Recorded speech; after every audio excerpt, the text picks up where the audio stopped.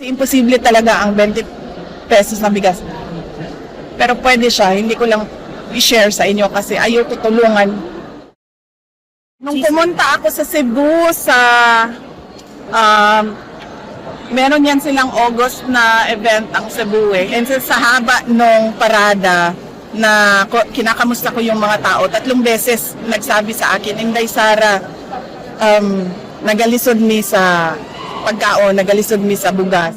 Tinanong ko yung isang businessman ng bigas. Sabi ko, kakayanin ba talaga ito o nagsinungaling siya? Noong sinasabi niya itong pangako na ito, ang sabi sa akin ng businessman, nagsinungaling siya.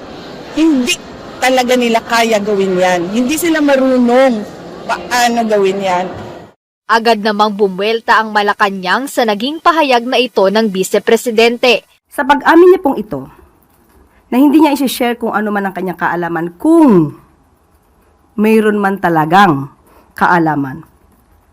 Dahil nga sa ayaw niyang pagtulong sa ating Pangulo. Ito ay nagpapakita ng isang makasarili